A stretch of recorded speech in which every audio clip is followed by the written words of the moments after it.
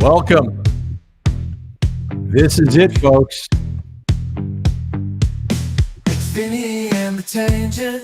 Welcome to another program, special Friday, Tangent Podcast. I'm Vinny Politan. We've got Al Wunsch III with us, the legendary Jonesy with us, and we've got more jury drama in the KarenRead case. Believe it or not, more jury drama. I'll give you the background really quickly so you have an idea of what we're talking about here to begin with on our podcast today. Generally speaking, the law in Massachusetts and most states is that trials are public. The information is public. The courtroom doors are open. The testimony is public. We don't have secret trials in the United States. And along with that, when members of the public come to serve on a jury, they don't do so anonymously. It's a jury of your peers, but their names in states like Massachusetts, generally, in rare exception, are made public. The one exception is if there is some level of risk to the actual jurors. And that's where we are in the KarenRead jury drama today. Is the names of the jurors was supposed to be made public yesterday, I believe. But there was a juror who, through his or her attorney, filed a motion to have the names not revealed and submitted an affidavit explaining why. Because again, the law is the names become public unless there is some risk, and the judge has to assess the risk. So the juror submitted an affidavit basically saying he or she was in fear for their safety, and the judge found it credible and has not released it. Now, from my perspective, to me, in what I do, I love speaking with jurors, but I don't track them down. I don't track them down. If we know who they are, if they speak, sometimes I've covered trials where they come out and they'll speak afterwards, and great to hear from them. But my stance on jurors basically is you serve your duty. If you want to speak, you speak. If you don't, you don't. And I'm not going to try to ambush you or anything like that. So, and that's the way I dealt with the jury down in Central Florida when I didn't agree with the way they saw the evidence. I didn't go track them down. When some came out and spoke publicly, I reacted to what they said and left it at that. But so this is creating some controversy. So the first question is, I guess, the jury, because there's already an issue with the jury, right? That we know is going to be part of this case next time everyone's in court, which is did they or did they not reach a verdict on counts 1 and 3 unanimously, but not mark up the jury form? So they're already part of the story now. What are your initial thoughts here? And I want to go to Jonesy first, Al, just because he's more like John Q. Public.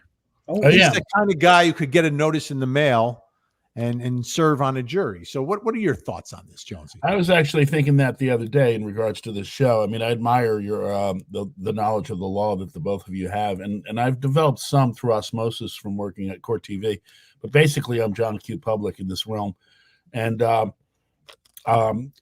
with that hat, Jonesy, if you put a little card that said "press" in it, I thought about that. Like a member of the press. Or put depress. I've thought about that. So you're asking me how I feel about the jurors not being named? Yes. Well, okay. So I have mixed feelings initially. If I put aside what's going on in this case, if it's a jury of your peers, I feel as though you have a right to know who your peers are, and that they are indeed your peers, and that would include their names. But so many times jurors' names aren't revealed for obvious reasons, like if you have like a mafioso trial or something like that, and they're trying to get to you. For those who believe in the mafia, like I don't know, well, the mafia Doesn't Does it really exist. exist? Does the I mafia don't think really so. exist? I don't think it does. I think it's a men's social club where my dad would put in like numbers and bets on the horses, and while the guys sat around playing cards. I used to go to those places all the time with my dad on Bloomfield Avenue in New Jersey, which those sort of places frequented. I can understand her. Well, I'm assuming it's her. Right? Look at this. Jonesy's presuming it's a woman. I don't know why I said that. Yeah, I can understand the juror not wanting to have the name out there because of the reaction of the public during the entire time of this trial, and the emotions that are running wild, and the people that are, that'll chase them down the streets on the way to work, either trying to get a quote or yelling at them. So I can totally understand they're not wanting to be known.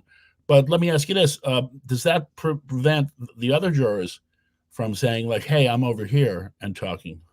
No. It's see, basically the names are part of the court file, and the court file is public, so they're publicly available in almost every trial. But it's the high profile ones where there's some issue. It could be maybe a gang case as well, that you can protect jurors' names there as well. Al, what are your thoughts generally before we get into the specifics of the specific fears of this particular juror? Okay. Well, first of all, I think Jonesy was a little bit off base on it with regards to the jury of peers. The counsel and the defendant and the prosecutors know the names of the jurors.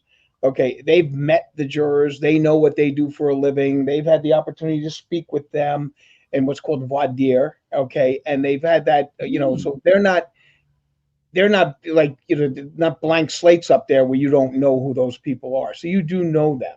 Okay. But interesting, Ben, a trial that I think is one of the first trials that you handled for Court TV. It was back in 1692, the Salem witch trials. Those jurors were published. The names of the jurors in that trial were published. And on this day in 1692, 5 of the women convicted of being witches were hung.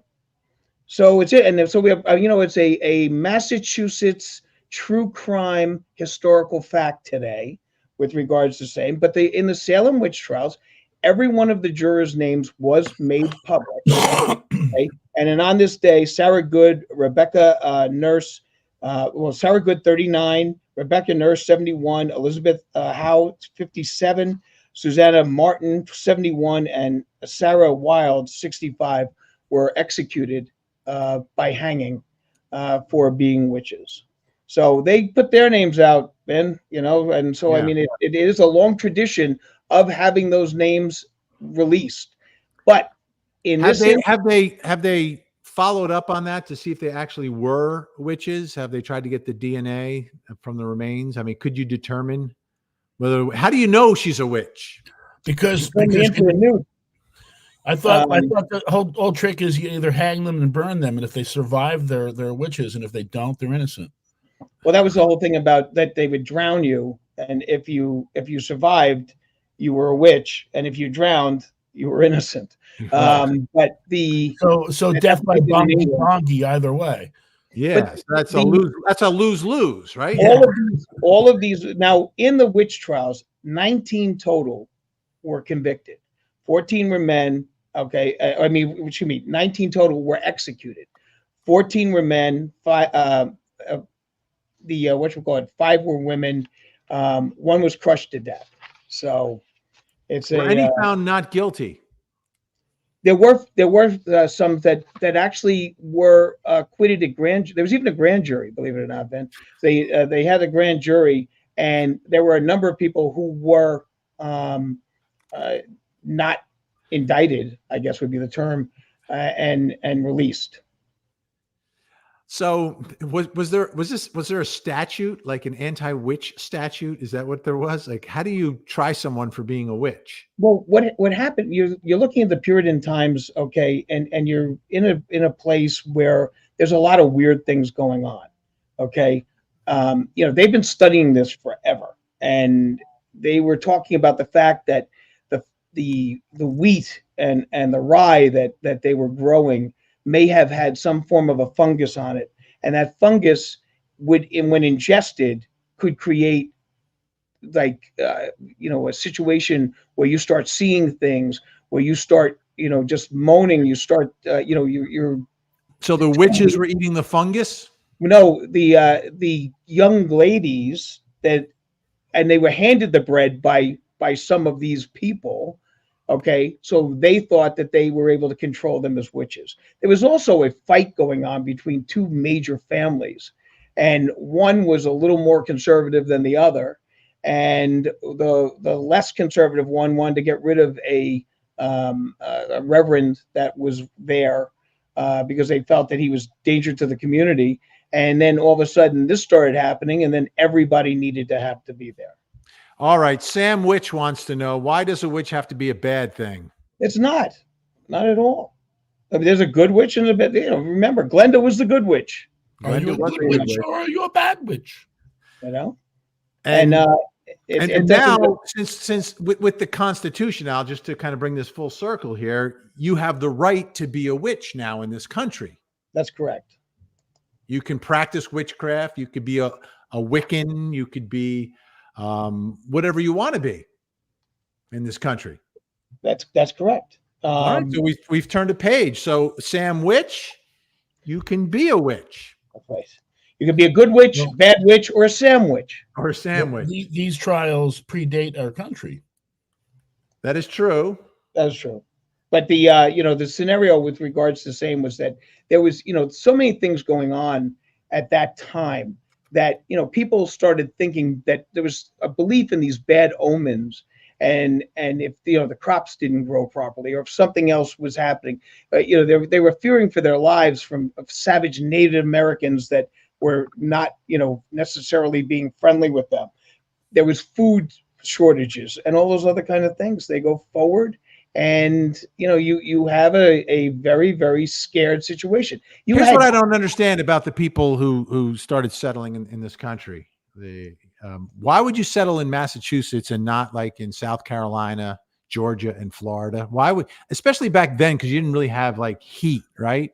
Like, why would you settle in a place where the climate was so horrific? Why wouldn't you go for a more mild climate? Did they just not know that they could head down 95? My better half, Gina's ancestors, she has like a dozen ancestors who came over very early. The first one I think was 1651.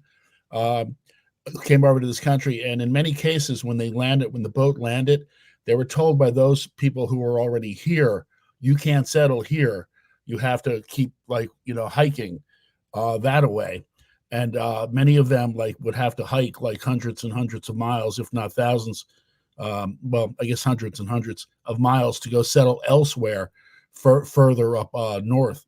And in their particular case, that was the situation. Those who were already here were like, no, this is our place. Keep going. Really? I misspoke on one thing. There was 14 women were executed. 5 men were executed. Okay. One man was actually crushed to death. They put large stones and rocks on top of him and crushed him. Unbelievable. So here are my thoughts about and Melly, happy Tangent Friday, wonderful. Hey, Mel. To the amazing Vinny, Al, and Jonesy. Hey, Melly. So I'm afraid of a slippery slope. Hello, Alicia. Hello to my 3 favorite gentlemen. Thank you, Alicia. Hi, Alicia. I'm always afraid of a slippery slope. Okay. I don't personally chase down jurors, etc. And I think fear can be real in real situations.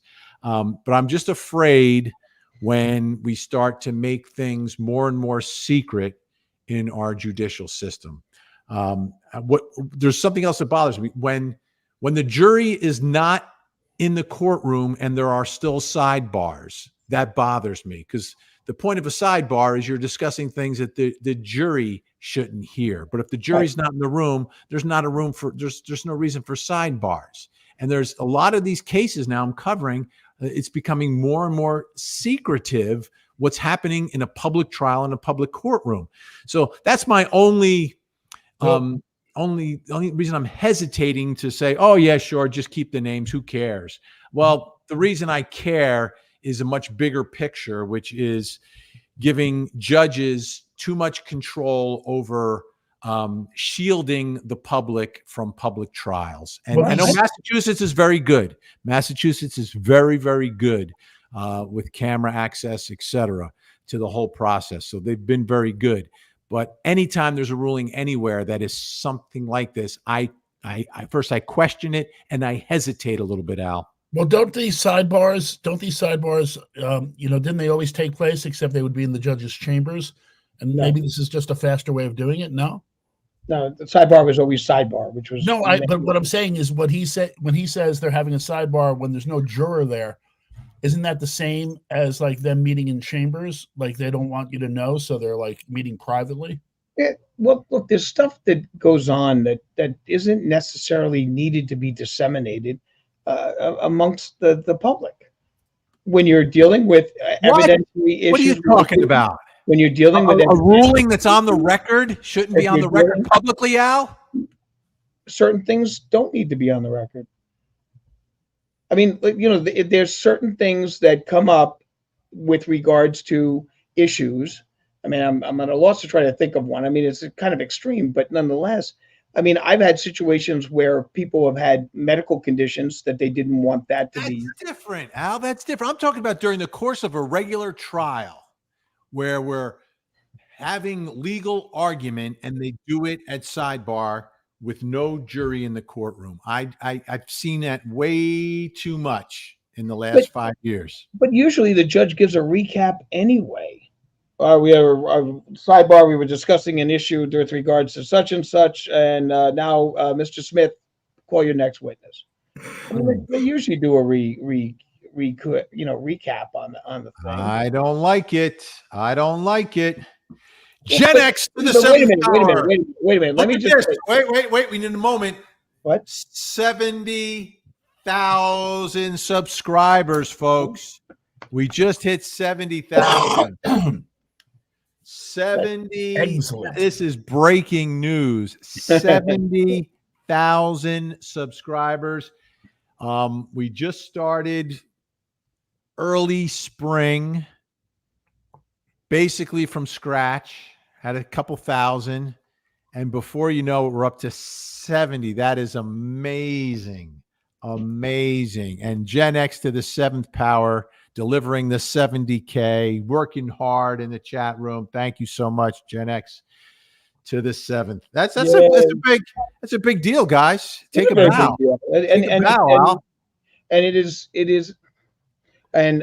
most appreciative of the people. And I got to tell you, I do answer comments. I do look at the comments, and I try to make sure that that we do not take you for granted.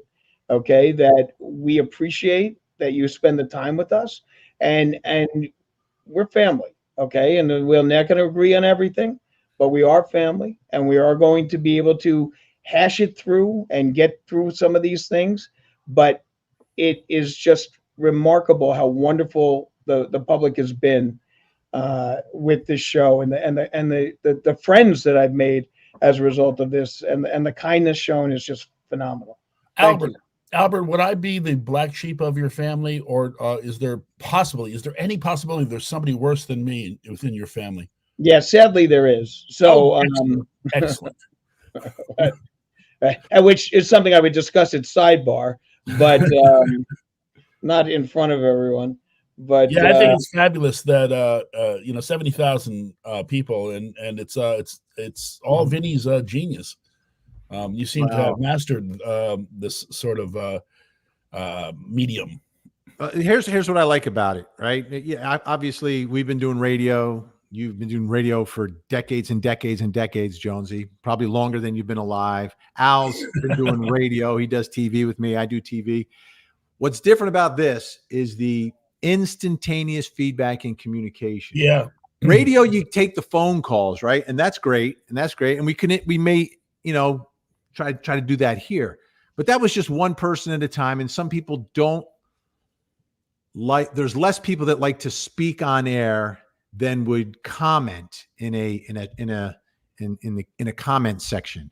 So that's why I like this, because you get instant feedback, response. You know what's on the minds of the viewers, and you can respond to that. And it also gives me opportunity, and all of us, right, to answer some questions, and also give some insight. So it's really it's a lot of fun.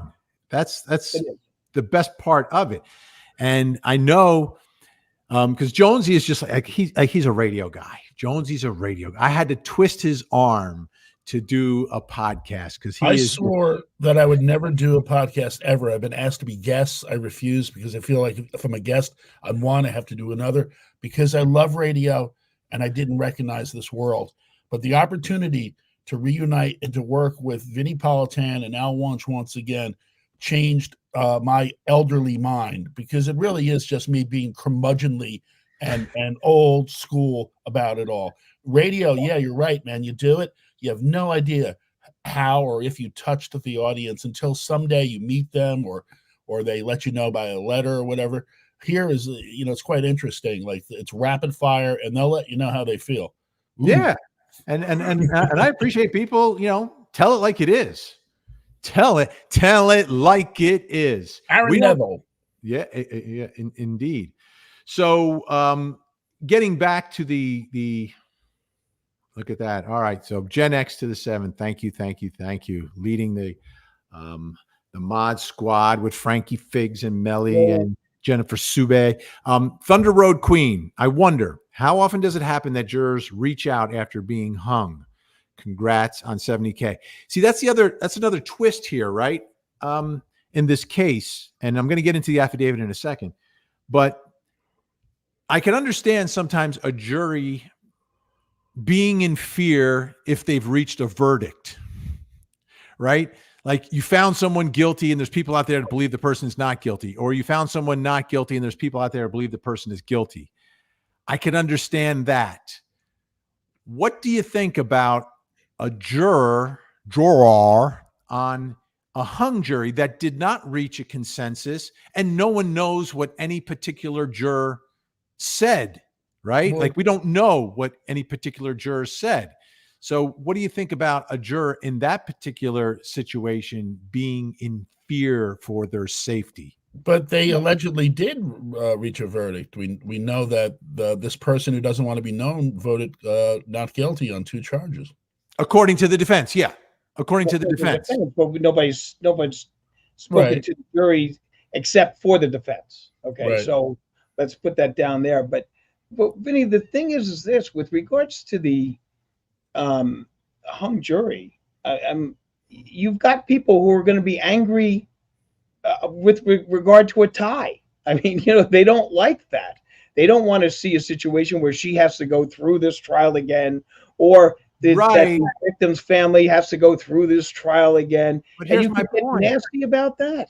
But like it's not one person who is like, I can't decide. It's 12 people who don't agree. So if a jury's hung, you don't know what any one particular juror thought. So you blame all of them.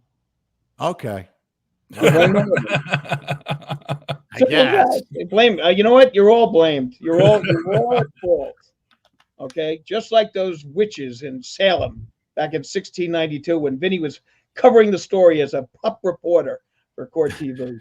No. My first trial was Sacco and Vanzetti, and I was not covering it. I was out there protesting. Were you? Very nice. Free Vanzetti. I don't know about Sacco so much, but I was a Vanzetti guy. I stayed in their prison cell. What do you mean you stayed in it? How long did the hotel? It's a hotel. Oh, really? Yeah. Wow. The Politaners. We love our VP fam, the Politaners. The Politaners. That sounds like something like with false teeth. 843 Amy, happy Friday from sunny South Carolina. Gentlemen, fellow tangenters, and mods, of course.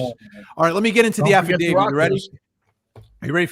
So I have in my hand here Exhibit A. This is an actual affidavit, a sworn affidavit of Juror Doe, not Jane Doe, not John Doe, but jurdo. The beginning is just blah, blah, blah, blah, blah, blah, blah. Now I'll get to the meat of it. I am asking that the impoundment order be extended indefinitely because I am in fear of my personal safety and the personal safety of my family if the names of the jury are made public. I have read the impoundment order, noted the first page that individuals associated with this case have been charged criminally with intimidation. I am frightened for my personal safety as a result of learning that someone associated with this case has been criminally charged with intimidation. I also recall testimony from at least one witness who described being harassed by individuals and her family being harassed because of their involvement in this case. I do not know of any of the specifics of any such harassment, but I fear that my family and I will not only be harassed if the names of the jurors are made public, but that our personal safety will be seriously compromised. Let's start right there. What do you think of that? You know what? It seems valid. It doesn't seem like it would be something extraordinary. It doesn't seem like, like it is a individual who is overly sensitive. I mean, you've seen this. I mean, any comment I've made that deals with this KarenRead trial has spawned 50 friggin' comments attacking me.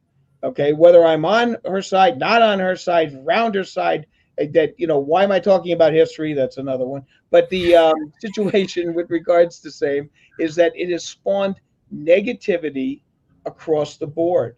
And I have nothing to do with this trial. And none of these people even know her, but they feel very, very, very much. Okay, so what are your thoughts now? Personal safety, right? So no one has been physically attacked here that I know of. Yet. Look, I mean, we live in a society where people will get violent for the most ridiculous reasons. Okay? But no one has here, like from either side. No one, like even when the protesters and the other side were together, there's a lot of name calling. There's some arguing. There's voicing of opinions. There's protests. There's protests and there's vocal protests. And there's, people commenting and where is the line between personal safety and First Amendment? Well, there are, there's been mentioned, bloggers and people across the board that are singling out jurors and looking at the situation, not happy with the result, not happy with this, not happy with that. All it takes is one spark to start a forest fire. So you've got you've got a situation here where the passions have been high throughout. Right. And it is, I don't think it's out of the ordinary to keep this person's name out. And they're not saying forever, but at this time. Okay. Just like let cooler heads prevail. Let's see what happens with regards to whether they're called back in on the 22nd. Is that correct? I think that they just got a conference or something.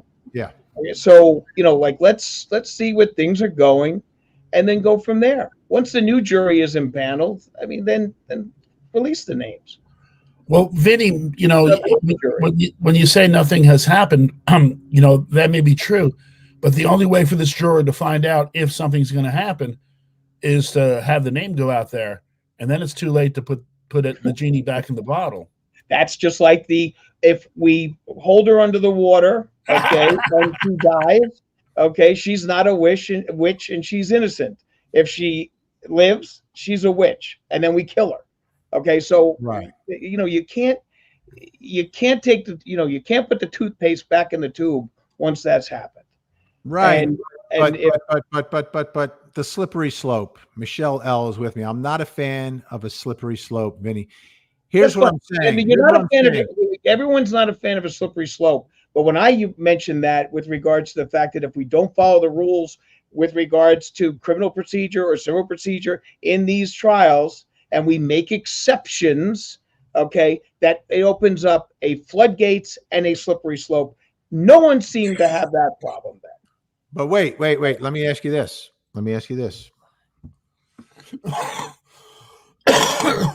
You right there, Jonesy? Yeah, one of those lingering summer coughs. Okay. I was ready with the Heimlich if you needed it. Yeah. So I'm looking at it this way, that the judge, because there has to be a risk, right? There has to be a risk, and the risk has to be based upon something. Can a risk be based upon conduct that has not harmed anyone, right? So the basis of the risk perceived by this juror and perceived and agreed to by the judge is that people have been protesting. People aren't happy. People believe Karen Read is innocent. People believe Karen Read is guilty. People believe the jury got it wrong. People don't agree with the jury. People have been holding signs. People have been chanting. People have been protesting at people's homes. Is that enough without one person being physically harmed? Is that enough to be a basis for the fear of personal safety for this juror? There's a basis for a delay. I mean, she's not asking, or she is not But asking. the delay, the delay has to be as a result of a risk of safety. That's the law. And that's the law in and Massachusetts. if the court wants to investigate that, they certainly can. Okay, the affidavit has been sent up, and it said, "This is what I feel. This is the genuine experience that I'm concerned about with regards to my family and myself." And I mean, there is a chance that the anger can be manifested physically. It's not beyond the pale. It can be, but And we're in a case here where this thing's been going for 2 years. okay, but At how a about high this? temperature, and there hasn't been one physical altercation. There hasn't been one person who's been, like, I understand the charges of intimidation are still pending, and I understand people feel like their lives have been turned upside down because of what's been said. There may be civil lawsuits relative to that. I don't know. Okay. I understand that part of it, but here we're talking about the risk for personal safety. Okay, That's but the only issue I'm wait a minute. addressing right now. Okay, Is there but an actual risk to personal safety? here's a situation that I think gives you the impetus for enacting this at this time. This case is not over at this stage of the game. The judge could conceivably say on July 22nd, I want to bring all those jurors back and I want to talk to them, each one individually, with regards to what happened in the jury room and how there was some sort of a mistake and miscommunication or whatever the situation was. Okay. That means that these people, if this name goes out tomorrow, is fair game for showing up at their front door, calling their house if they're listed, getting on email, trying to find email accounts, going on Facebook, and everything along those lines. Okay, so while these jurors are still in play, and they are technically still in play, I mean, I don't agree with it. I don't think that should be done. I don't think the judge should do this because it doesn't comport with the rules. But if the judge decides to do this, these people are in play, and then they could be intimidated. They could be called and say, listen, my uncle Nunzio told me to tell you that if you don't vote, why is it always Nunzio?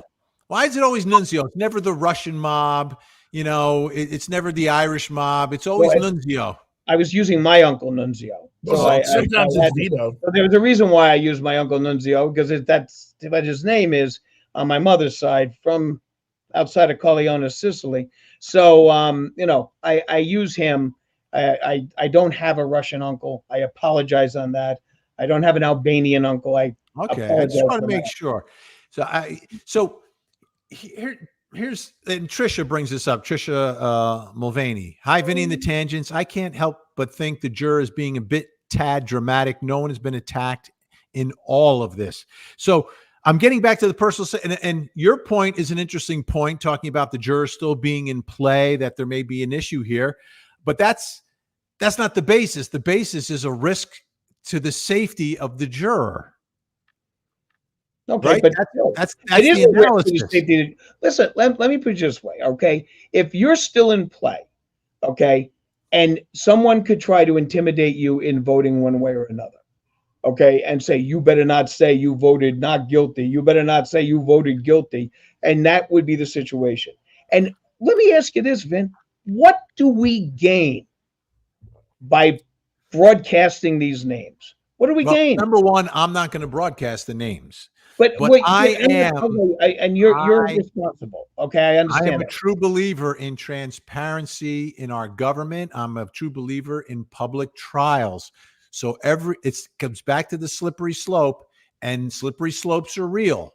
They take an inch, then they take 6 inches, then they take a foot, then they take a yard. Okay, They but take no a one- yard, Jonesy. Then the next thing you know, there's no cameras. Next thing you know, the jury's behind a sheet. You don't even get to see them. Next don't thing see you the know, juries. they're No, locking wait a the minute. public out of the courtroom. Okay, you don't see the jurors on television anyway. Okay, so like, No, but let's if you go to go the on that. courtroom, you see them because it's a public Okay, trial. that's fair. But what I'm trying to tell you is this. I gain nothing. Not one of us gains anything by knowing their names. So if we have to delay it a week, 2 weeks, 3 weeks, or even 6 months, it doesn't mean anything. said It just indefinitely. doesn't matter. It just just doesn't It doesn't matters. matter. It matters to the It news just media. doesn't matter. It just doesn't matter. I'd be chanting that outside the courthouse. It matters to the news media. Who, the story continues. And he just said it doesn't matter to him. Well, not to me media. personally, but other members of the media have the right Well, to public records. All You right, didn't so- say that you didn't say you wouldn't report on what they said. You said you wouldn't give their names.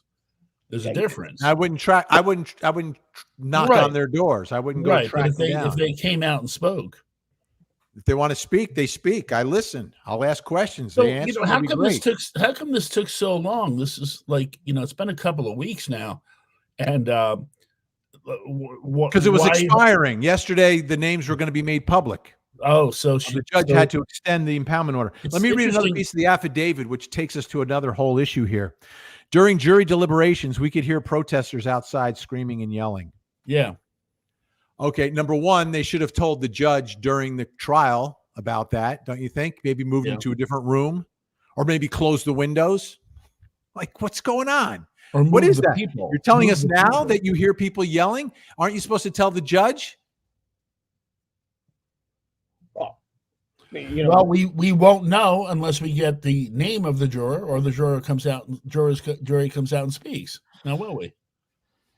There's no delaying the naming of the juror does not in any way All right, impede delay is one freedom of thing. justice or anything along those lines. This is an And remember, indefinite justice delay. is blind, so justice can't read the jury list anyway. Okay. All right. But it is the law. It is the law, by the way. There has to be an actual risk. And what I'm saying here is based upon the law. I'm sorry, Al, but I'm following the law today. Oh, The law is they're how public. unique. They're presumed public unless there is a risk. And you're you're making arguments that are out here. You want to change the law. I get it. You want to change the law, Al. I get it. I don't look. The law is not what I'm looking to change. What I'm looking to in this situation is a delay is not changing the law. You guys have no No, problem. the law is they're public unless there's a risk. But there is a genuine risk Okay. because the jury is still in play. This is a different scenario. Okay. All right. They Now could let me be get to called another back thing in. here. I'll get to another thing. So this really takes you into the mind of the juror and what he or she experienced. During our jury service, the members of the jury would meet at what was supposed to be a secret location to be transported to and from the courthouse by bus. After being discharged from jury service on July 1st, 2024, we were taken by bus back to what was supposed to have been a secret location where we observed what appeared to be members of the media, including photographers. I was so much in fear on my way home that I pulled over to the side of the road to see if I was being followed. Thankfully, I was not being followed, but that was and remains my mindset. If juror names are made public, we will be constantly threatened and harassed, and there will likely be a physical confrontation at some point. What do you think of that juror, Jonesy? I think one of the commenters earlier said that it sounds a tad overly dramatic, and it does sound a tad overly dramatic to me. But who knows what this person is like? You know, maybe that's their nature, to be a little bit cautious, a little bit afraid of things. You know, but to pull over at the side of the road, I mean, it's, you know, sounds like a scene out of Goodfellas with the helicopters chasing him through the streets. Look, I have no problem following the law. As you people all know, I am an advocate of following the law. But in this instance, because of the fact that there is a potential for these jurors to be brought back into this case, there is no reason to have their names out there so that they could be in any way swayed, threatened, bullied, or anything else. I think it is a reasonable expectation that I, as a juror, am going to be safe, that I, as a juror, am not going to be put into any type of danger, and that I, as a juror, am not going to have my family subjected to anything. I don't think it's unreasonable for them to want to have that protection. So under these circumstances, no one in here is saying I never want my name released. They don't want it released now. Okay. Indefinitely is the word. I'm sorry? Indefinitely. Indefinitely. Well, but that doesn't mean forever. Okay. And they're also not saying anything about the jury still being in play in a, you know, the potential trial situation. Well, that's because I'm always simply looking saying, at it. I mean, you're the one that's saying that. They're simply saying they don't want their name out there. Let's take a listen to what Blue has to say here. The jurors need to toughen up. No one's going to do nothing to them. This case needs closure soon. Hopefully next trial. Have a good Friday, gentlemen. Thank you, Blue. I feel for jurors because they get the notice. They don't sign up for it. You know, it's part of your civic and civil duties here to. I love Blue's picture. Yeah, Blue's got a good picture. Some beach somewhere. I understand the fear. I'm just wondering the legal analysis of it. Like, is there an actual threat? Like, this juror believes there will be constant threats and harassment, and there will be a physical confrontation at some point. I'm just saying there hasn't been one yet. So, do we expect one? I haven't seen any reports, and maybe locally there were some reports that I don't know about violence associated with this case, because I haven't seen it. You know, during the trial, when I was looking at the supporters and protesters. Oh wait, I gotta. My stars, they look like a dangerous bunch to me. With those American flags, they look troublesome. Those pink shirts. And the pink, you know what pink means? That means they're ready to fight.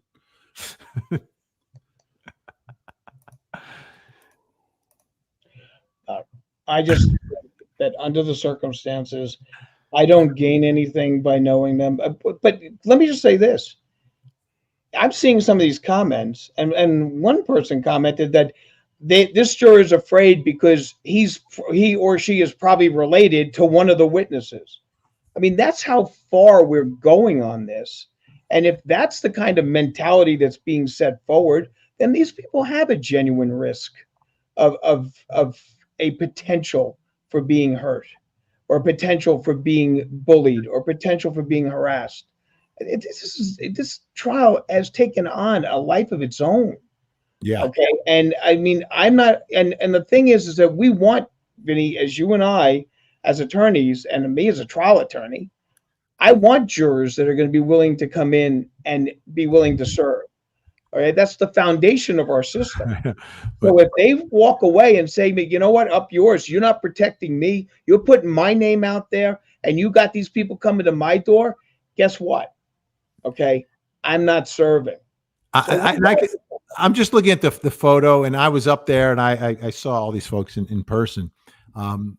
They look like the folks I play pickleball with. Well, that in and of itself is frightening. So the pickleball crowd can be tough. The pickleball crowd is really tough. Here. This could be one of the wildest comments. This is a really interesting comment. I'm going to put it up here. This is from Anna M. Does it? Wait. Does it have something to do with your blue eyes? No. This involves that case, that woman down in Central Florida, last name Anthony. She had a daughter named Kaylee. I Didn't vaguely blame remember. a bunch of innocent people, just her dad. I actually have more empathy for her than KR. More empathy for, I'll say it, Casey Anthony than Karen Read. Whoa. Whoa. That is, wow. Anna M. just putting it out there. I mean, that woman was literally voted the most hated woman in America. Literally. Literally. Most And hated in understandably so in a lot of respects. crazy. But that is a very, very bold comment, and kudos Yes. for being that honest and that bold. I appreciate that. All right. Now you guys are going to have to carry the torch here for just a couple minutes. I have a slight situation with a piece of my diabetes equipment that is not functioning properly at the moment. Okay. So I must rectify that to prevent an extremely high blood sugar. So in light of that, I will be back in 3 minutes or so. Would you like me to give you a comment?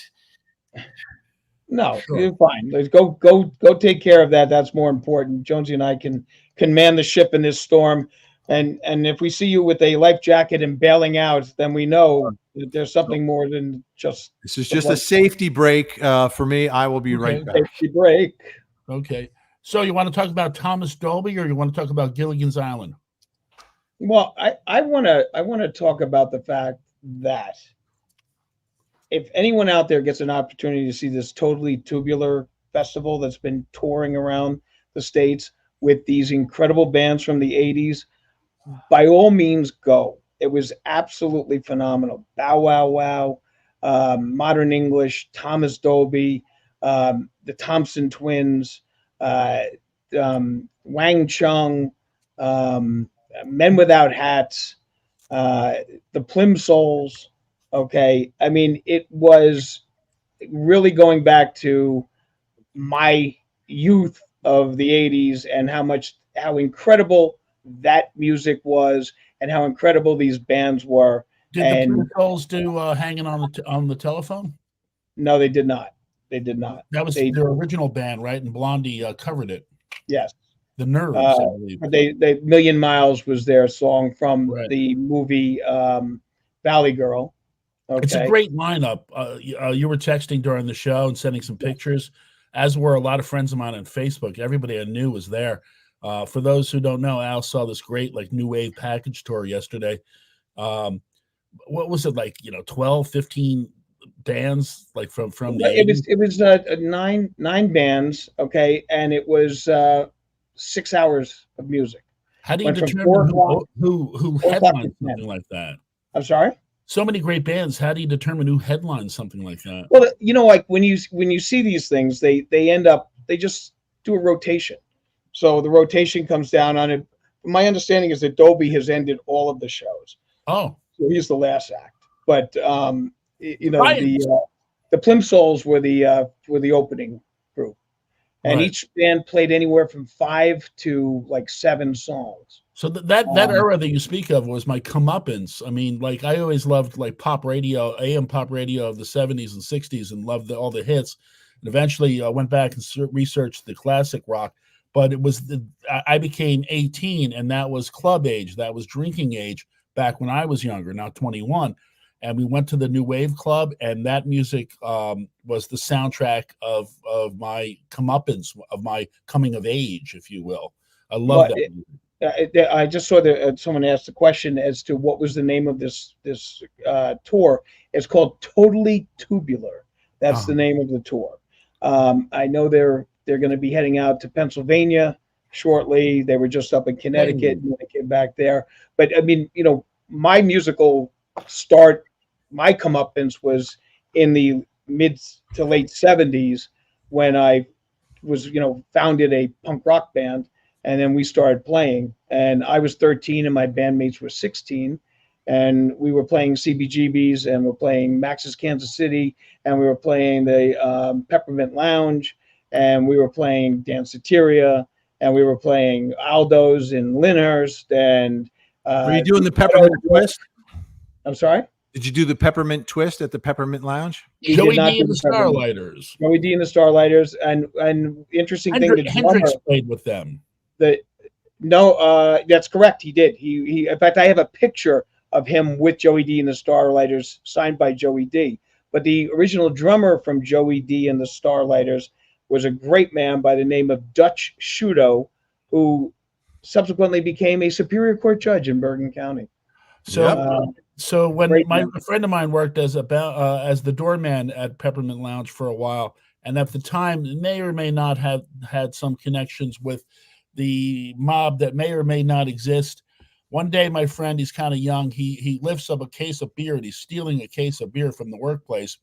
And the head guy who runs the place, who has the pinky rings and the whole shebang, looks at him, puts his arm around him. My friend's Irish, and he says, "Hey, Gregory, are you sure you're not Italian?"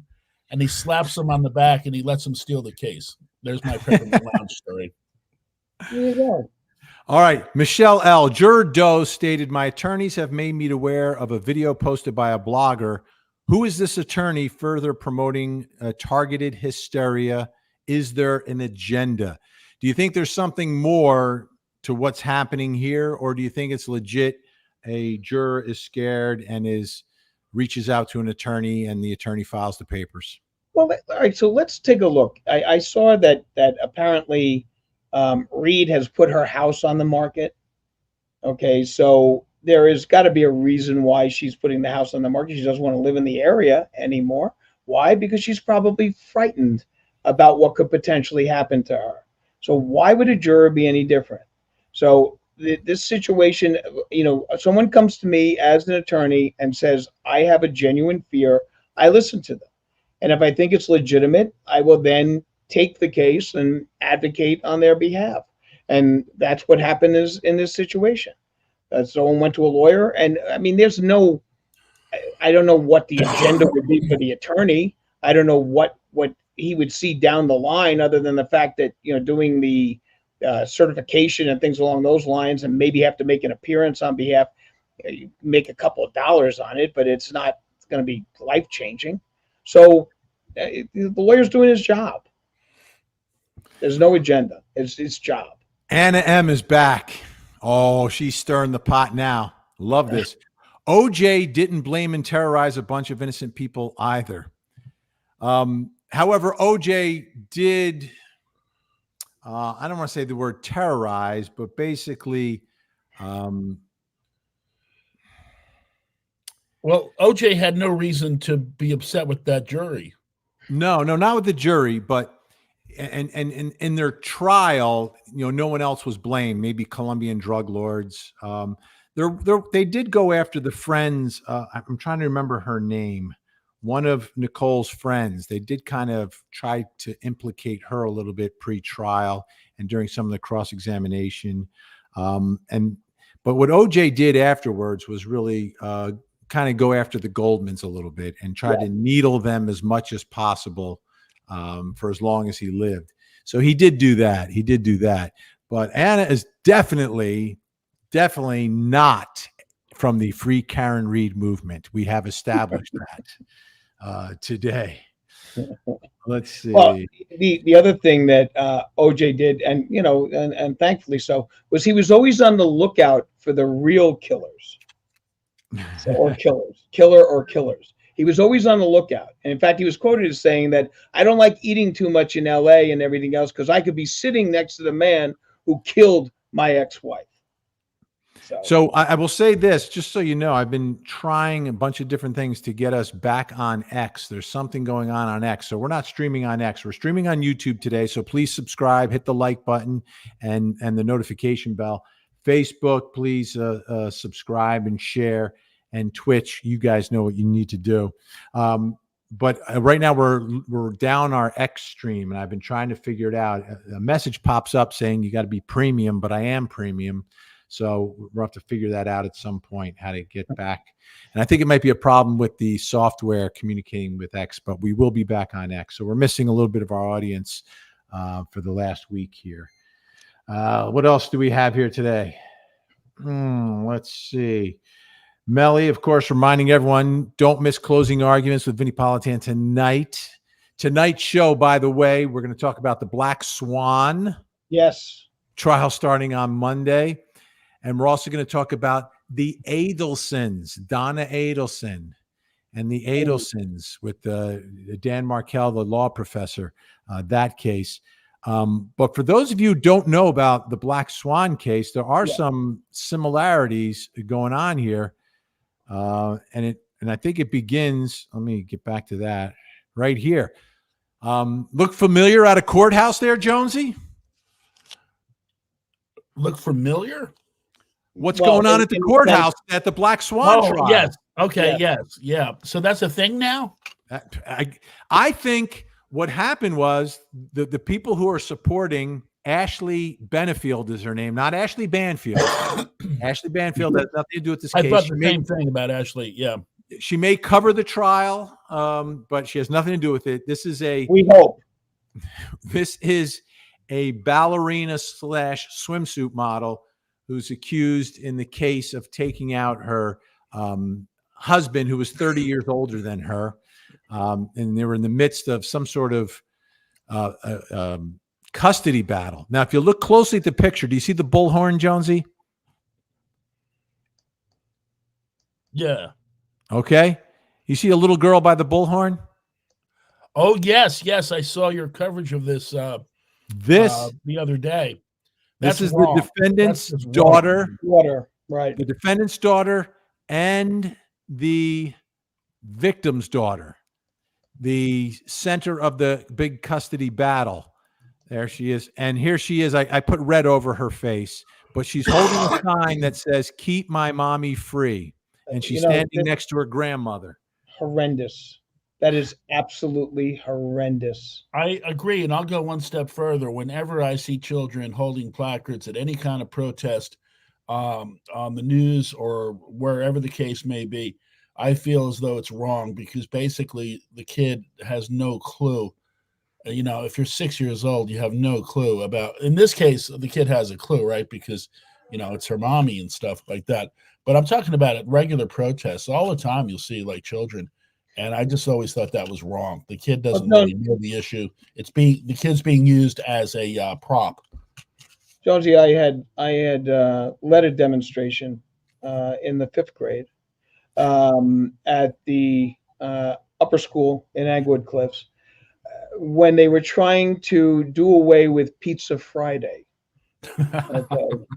So we had all of the students, okay, with signs saying, you know, we want pizza, no justice, no pizza, okay, that type of thing. And we had signs that went up on that. So I in limited instances, I think children should be able to demonstrate, but it should be on the issue of whether or not they're going to have Pizza Friday, not necessarily picking one parent over the other under the most unfortunate of circumstances. It's a horrendous manipulation. And it right then and there, I have very serious questions about the grandmother and the mother. It's the Black Swan. The Black Swan is absolutely, completely ducked as far as I'm concerned. And the case has got a very disturbing aspect of it, where the man just wanted to see his daughter and everything along those lines. I know Vinny will be covering it on Monday, and I'm on Monday with Vinny from now 8 to 9, not 9 to 10. And we started covering it last week. And we've had this case in our, in our sites for a while, because it's been around for a while. I mean, take a look at this girl. I mean, when this thing was starting, she was just a baby. Okay. And now all of a sudden she's out there with signs. But this exploitation, okay, is just horrid. But So this is the Black Swan case. It'll be on Monday, and we're going to talk about it tonight on Court TV. But one of the similarities, as we pointed out, is that case will have some level of protest. Obviously, not to the level of the Sea of Pink that we saw in Canton, but there will be folks there. That did not look like a ballerina's body in that last shot that you showed us. Which one? The one with the cleavage. Oh, she was a ballerina. It doesn't look like a ballerina's body. Ballerina and a swimsuit model. And a swimsuit. So I'm going to say this, Vin, that what's interesting is that they went with purple as opposed to pink. Well, purple is the domestic, I think, is the domestic violence. Right. But that's what I'm saying. They're going with that they now come in color coordinated. So that's a very interesting point. Adam drives Helen. That's it, Al. We're putting a band together. Oh, all right. Could you imagine? Well, we already have the tangents. That's right. Every 26 seconds, Anna M was responding to my super chat. She wasn't throwing out a random CA comment. Okay, I get it. So there's always there's our discussion that's taking place, and then there's another discussion taking place simultaneously. Right. So thank you for putting everything in context every 26 seconds. Appreciated. Thank you to Sherry Colomb for a super sticker. We love super stickers. Yes. And don't forget, folks, you can connect with Jonesy right here. Jen to the 7th has how you can get listen to all of Jonesy's radio shows and find out where he's playing in a town near you. And his show's a lot of fun, and he has, when Vinny says legend, there's no doubt that Vinny is actually selling him short. He is beyond legend. I've been described as a legend by numerous newspapers, and I was recently asked how I wanted to be introduced, and I wanted to tell the lady radio legend, but it just was hard to call yourself that, right? I mean, I call myself that on the air, right? Because I'm like, Mr. Flamboyance and all that. But to tell somebody privately you want to be introduced as a legend, but it was in the Star Ledger. I mean, the Star Ledger called me a radio soothsayer, and right. I mean, if it's in the Star Ledger, come on. Hey, facts are facts. Facts are facts. That's all it is. Every 26 seconds, my original chat said none of the OJ or CA jurors were hurt. No, they weren't hurt. And let me tell you, there was a lot of anger outside of that courthouse when they came back and said not guilty down in Central Florida. Like, they were angry. They were upset. People felt like there wasn't justice for Kaylee Marie. But the defendant and her attorneys walked from the courthouse across the street to the restaurant bar to celebrate, unfettered, untouched by any of the folks. So cool heads prevailed, even though people did not agree. More than a dangerous crowd, it strikes me as like it's become a spectator sport. And in most cases, when you leave the sporting event, if your team loses, you don't beat up on the other guys. It depends on where you're from. Obviously, you haven't been to a soccer match between some South American countries. That's true. That's true. Or England and Ireland, or England and Spain, or come on, Jonesy. These things. It's a contact sport. That watching, okay. Yeah, there are cases like cars being burnt in L.A. or Philadelphia fans running amok on New York fans. But how about this? It's the same thing in our chat room. Gen X has to remind people, and I think we should remind people, please stay civil with each other. We allow a broad range of opinions here. You can disagree with Al if you want.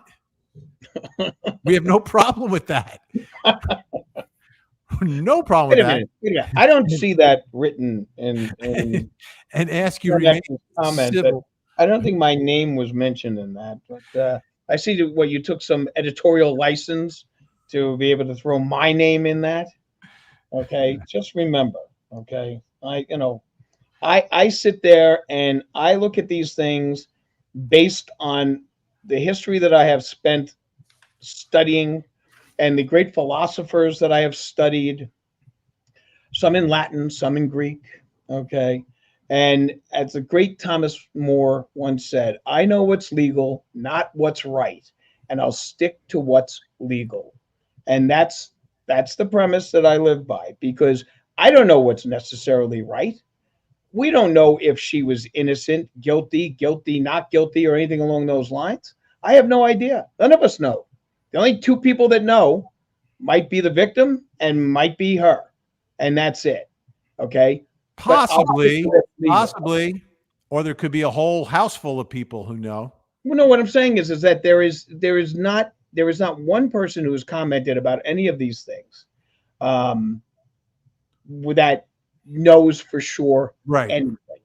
Okay. So what we have to do is we have to stay with what's legal. Let's look at what is followed with regards to the rules and things along those lines, because we don't know what's right. Kathy Guidry, police corruption would scare anyone. It is. Do Any you think corruption. at the end of the day, this trial was it about police corruption? Was it about police conduct? Was it about police incompetence, or was it about Karen Read? Yes. Okay. It was about all those things, wasn't it? I don't necessarily think that they demonstrated police corruption. They did demonstrate police incompetence. They did demonstrate that there were flaws in the investigation and things along those lines. I didn't find that there was any proof of corruption other than that there was a serious lack of integrity in the investigation process, which was brought out, and that's why we have trials. And it was demonstrated, and the experts came in and went forward on it, and the lawyers did their job putting it forward. Simple. And as I mentioned, feel free to disagree with Al if you want. So you don't forget, call before midnight tonight. So it is you're always going to be able to pick apart an investigation. There is no such thing as perfect. All right. And that's what a lawyer's job is to show that the integrity of the investigation is not there. And that's the most important thing, is the integrity of the investigation. I don't necessarily care that the guy makes bad jokes or says things that are off-colored or anything along those lines. Okay. If he does not follow the procedures, that's where I have a problem, because those are the rules. And that's what I've said from the beginning. All right, Jonesy, Mr. A for RATT believes this looks like Playboy. There's not enough. There's no nudity in it, so I can't go with Playboy. But maybe like the swimsuit edition of the Sports Illustrated. Oh, there you go. There you go. Well, she is a swimsuit model. Blue is back. Yeah, but once again, swimsuit model, okay, is a term that I see very often. And what is that? So if she's in a Sears catalog, does that make her a swimsuit model? Okay, or if she have to be, on a runway stage with regards to it, like something along the lines of Sports Illustrated or something along the lines of I think someone has to pay you to wear a swimsuit. Well, you get paid for Sears. I think it applies to everybody from Sears on up. But loosely, when you hear the term, it seems to me you're trying to express a rather revealing outfit on a sexy body. But yeah, like it includes the people in Sears magazine, Sears catalog, of course. All right, Blue says comparing Karen to OJ and Casey Al made a face when I said that. You made is laughable. I did make a face. I'm sorry. Is laughable considering all the evidence, and that's And that's coming from someone who was anti-Karen at the first pre-trial. So what's interesting when you look at, OJ and CA both found not guilty at trial. OJ found libel and the civil suit. Correct. I don't think anybody was comparing her to OJ. I think they were comparing Empathy for them. yeah, and whether or not there would be any violence towards the participants. Yes. Jurors. Yeah. Okay. Michelle O'Hara, another one of our paisans watching. As a mom of 5, can you believe that Michelle O'Hare has 5 kiddies? Oren Bigora. It's a shock. Good man. Hoodman. And a Mimi of 1, it saddens me to see children who are put into situations to process information that is beyond their capabilities. Just my opinion, I would never put my children or grands in that situation. So obviously talking about what's taking place right here. Agreeing with that. I agree. Obviously, agreeing with Al. Yeah. So does it give you any insight into who the defendant is? Yes. If she allows her daughter to be out there? Absolutely, positively. Absolutely, positively. It demonstrates to me the reason why a Superior Court judge found her without a scintilla of credibility in a hearing with regards to domestic violence, where she was accusing her husband of poisoning her and poisoning the baby. And a judge, and just so you know, folks, it is a civil standard, which means preponderance of the evidence, which is more likely than not. So that just a little bit more than that side, okay, on the scales of justice. And the judge said without a scintilla of credibility. I mean, that is remarkable in this day and age to see something along those lines. And I've never seen a judge say that about somebody, ever.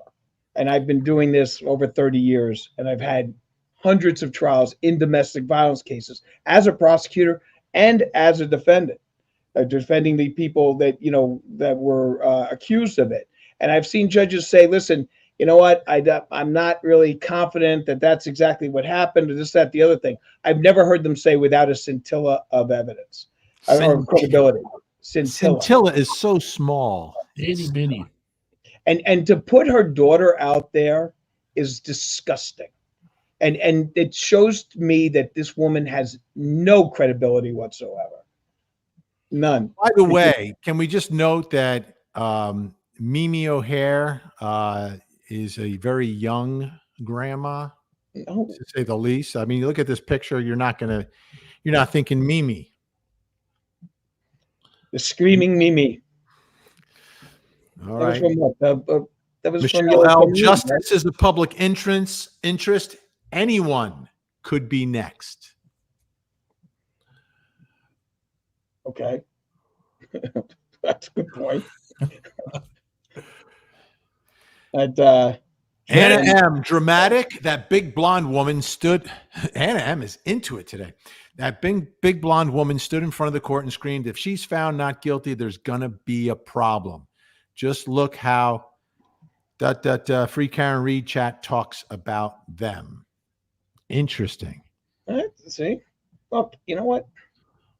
Got to protect our jurors. You have to protect them because these people took time out of their lives to help manifest our system of justice, and they deserve to be protected. Simple. I'm a big fan of the jurors. Vinny, when you were a juror, I liked you then. Remember that. Yes. Kimberly B. with a pithy comment, palate cleanser. Thank you. Pithy comment. Well, wow, palate. That's what this is. That's like putting up this comment is cleansing our palate from all the pithy comments that we've been getting. Okay. All right. That's fine.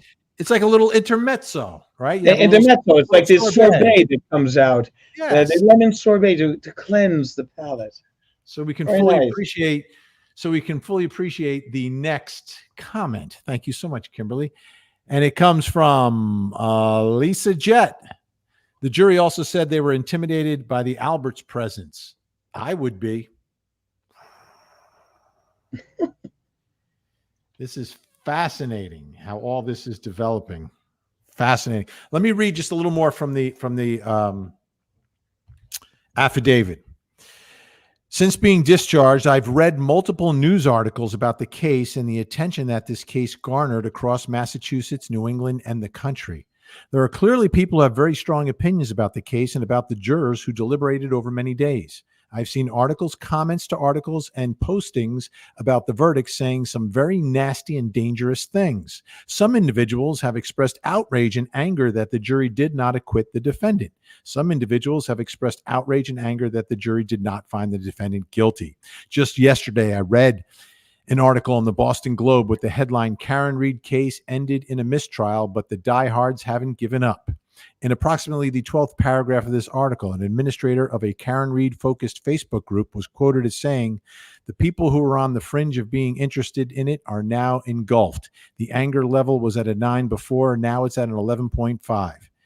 The article characterized this increase as a rising rage. So that's what they're pointing to, the articles, the comments, the social media. I don't know. So what do you think, though? I want to go back to the thing where the jury heard the protesters outside. So do you think the judge, maybe he has to move the trial next time to a different jurisdiction where there's more soundproofing? Or they have to change where they're allowed to protest. Well, she did have them further away, but then the appellate court brought them a little bit closer. I mean, 200 feet is kind of far. They're like a block and a half away. Well, the thing is this. Isn't that more of a soundproofing issue than a public issue?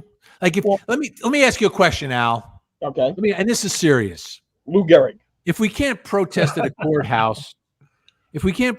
courthouse, what is the point of the First Amendment? Okay. Well, let me just tell you that I had a pretty serious domestic violence trial where I was representing the defendant. And the day that we were starting the trial, in the park across the street from the Bergen County Courthouse, there was a women's shelter, Shelter Our Sisters, okay, which is a wonderful organization that protects women that have been involved in domestic violence and finds a place for them to stay and things along those lines. And they have them, as a therapy, create T-shirts that kind of express what they were not able to sell to their attackers or to these people that have been, doing horrendous things to them. Right. And all of those shirts were hung up. I remember. So anyone could see them and everything along those lines. Okay. I went in to the judge. I said, I can't have a trial today. I said, you can't expect me to be able to pick a jury when they're coming back from lunch and they have to go through that park and see all of those T-shirts. It's not going to be a fair trial for my client. And the judge agreed with me. And the judge said that you're right. You know what? We'll put it off for 2 weeks. And then, they're going to be there for 3 days. It had nothing to do with your trial? I'm sorry? It had nothing to do with your case. No, it had nothing to do with my trial. I mean, it was a coincidence. It was an absolute coincidence. But riddle me this, Al. Riddle me this. If you can't, what would be the point of the First Amendment if you couldn't voice your opinion at a courthouse? To me, that's crazy. That would be like, hey, listen, no protests at the Capitol, no protests in Washington, no protests at the courthouse. Like that's where you protest. Well, I wanted to comment on the fact that, you said about, so they heard this while they were deliberating. And your comment was, well, why was that not brought up to the judge? I got to tell you, that's the court officer's duty. I think the court officer had a duty to the court say, officer's not in the jury room, though. But if you walk into the jury room and you can hear, the court officer walks you into the jury room. Okay. He also says, is there anything I can get to you? You need this, you need that. If you need a bathroom break, just hit the door and, hit this bell. I'll come over and, we'll escort you down the hallway to where the bathrooms are. Sometimes there's a bathroom in there. Okay. In the jury room, not always, depending on the courthouse.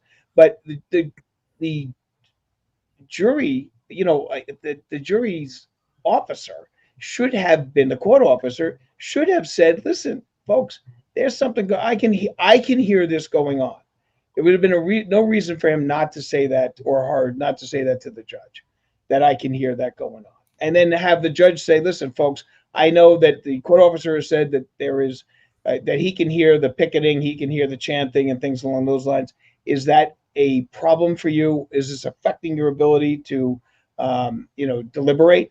And if so, then take whatever needed to be done to protect the sanctity of the deliberation process. So I don't think it's necessarily the jurors, because I don't know if I was the juror that I would mention that. Okay. But I think as a jury officer or as a court officer, I would say something along those lines. All right. We got a couple more comments we can get through, and then we're going to run out of time. Lissy B, I must have skipped this one. When people lose faith in justice, it creates fear. Fear causes division. A man who lost his life is not getting justice. Let love rule, not hate. Let love rule. Okay. I like that. I think that's a good perspective. I think that's a level-headed approach to all of this. We need to have faith in our system of justice. We absolutely need faith in justice, which is why we need the transparency. The transparency, to me, creates the faith in the system. Hey, Paula. Before the social media blew up, her attorney was saying it was an accident. Then they changed the defense, and the clickbait started, and John was lost in the story. Says, hey, Paula from overseas.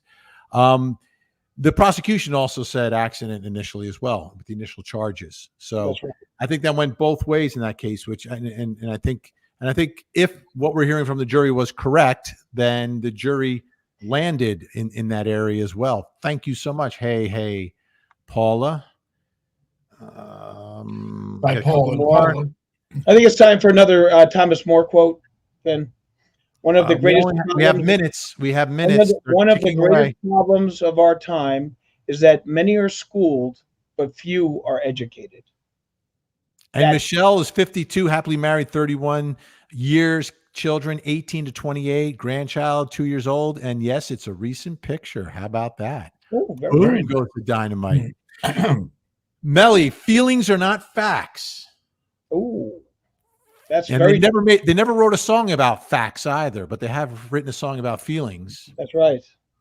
Nothing more than feelings. All right. Big thanks to everyone for watching. We're just at that moment of time where we're going to run out of time. But before we do, Al, where can folks find Al Wunsch III? Okay, at Legal Weapon 3, okay, on X, and I will be Monday night with Vinny, closing arguments, 8 to 9, talking about the Black Swan case. And remember, before you write some comments or anything along those lines, occupy your mind with good thoughts, and then write something, because the enemy will always fill them with bad ones. Thank you. Tracy Burns loves the Thomas More quote, by the way. Thank you. There you go. Jonesy, where are we going to find Jonesy? Well, you can find me on my couch in front of my TV on Monday night between 8 and 9 p.m. And if you'd like to find me on the radio, it's glennjones.net, Glenn with one N. That'll show you the AMs, the FMs, the frequencies, the airtimes, the whole shebang. All right. And I'll see you tonight, 8 o'clock on Court TV. Then 8 o'clock on Sunday, season 2 of Accomplice to Murder. Season 2 is drawing to a close. We have a few more episodes left. I think we have about 4 left. So that's Sunday night at 8 o'clock. And then, of course, Monday through Friday, 8 o'clock as well. And this is where we are. Basically, I can give you the final numbers. I want to give you the final numbers. Where we go. Community on the poll last week for which song, 60% to 32%. Lowdown Mix beats the disco mix, and Al gets 8% of the vote as well. Thank you, RFK Jr. Al, picking up your eight. Well, it's like you're the third party candidate. Oh, I see. Okay, I'm the third But party. a third party candidate impacting the race. Yes. So with that, we will play. This is now our theme song until somebody can knock him off. So I'm Vinnie Politan for Al Wunsch III and Jonesy and the whole crew here at the Tangent Podcast. Jonesy, say goodbye. Goodbye.